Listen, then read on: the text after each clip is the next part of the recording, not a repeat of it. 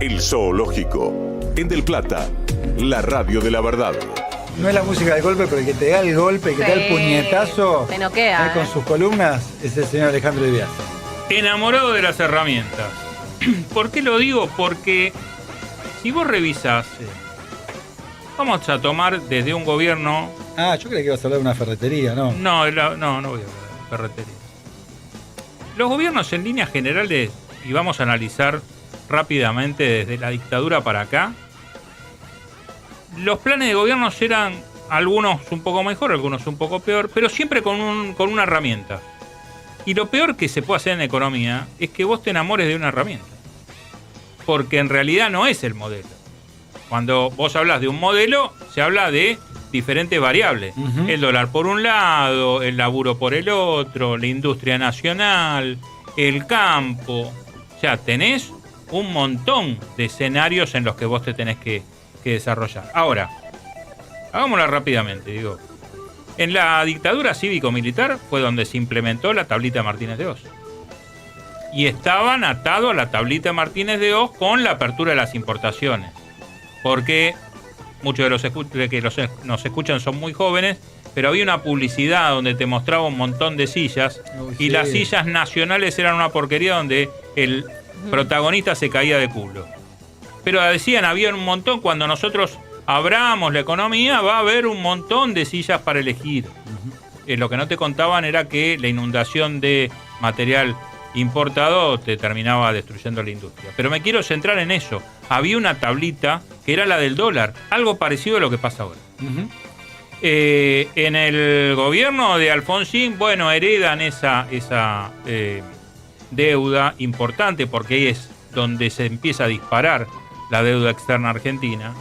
Y Alfonsín, entre su anunciación de la Constitución y de los derechos humanos, también deja un poco de lado la economía, y cuando se quiere dar cuenta empieza con los planes medios estos raros, ¿viste? El plan primavera y toda la historia.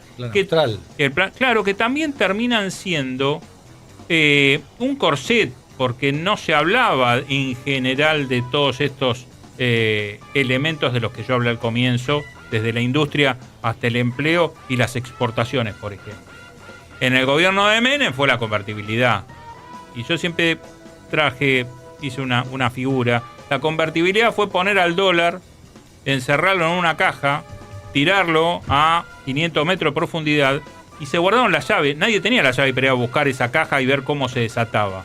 Porque era una buena herramienta para un tiempo, pero no para tenerlo constantemente. No, por eso digo que se enamoran de las herramientas. Así como Cristina se enamoró de congelamiento de tarifas, o también un discurso, un relato, y si querés de los planes sociales, no salir desentramado de cómo se manejan esos planes sociales y cómo los que más tenemos podemos pagar más por esas tarifas, ¿no? En el largo plazo eso tampoco servía. En el de Macri, bueno, todos sabemos cómo terminó. Deuda, ir al Fondo Monetario porque no quedaba otra alternativa. Claro, porque se la habían fumado toda antes con los préstamos a los bonistas y a los fondos de inversión. Con Alberto se enamoró de la pandemia y se creyó que a partir de eso se convertía en un nuevo líder espiritual y social de la Argentina. Se comió la curva.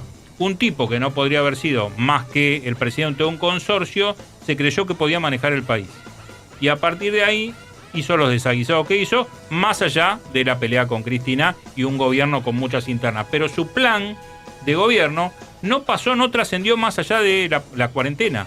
Se creyó que con eso era suficiente para gestionar un país. Y Milei tiene la herramienta del superávit. Él cree que lo único, y ya lo contaste vos, lo único que tiene para ofrecerle a propios y extraños es el superávit.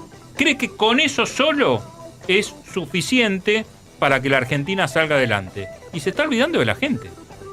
Porque el superávit, salgamos acá a la puerta, y la verdad que no sé si te va a dar de comer mañana a los pibes. Cuando le preguntes a alguno que pasa por acá con varios interrogantes de cómo llega a fin de mes. Lo que planteo es, si vos te enamorás nada más que de una herramienta, es difícil que lleves adelante un plan económico.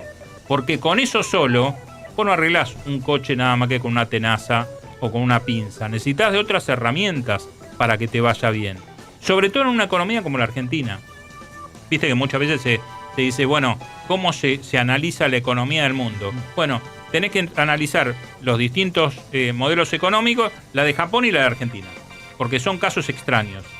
La Argentina es un modelo que nos desayunamos, es bimonetarista y nos tenemos que acostumbrar a eso.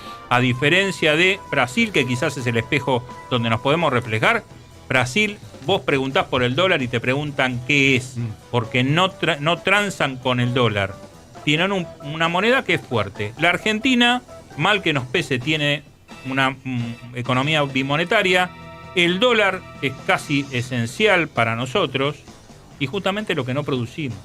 Entonces, lo que pido por favor a los que vengan es que no se enamoren de las herramientas y que de una buena vez por todas la Argentina tenga un plan económico donde principalmente sea una reforma tributaria profunda, en donde los que más paguen, más tienen.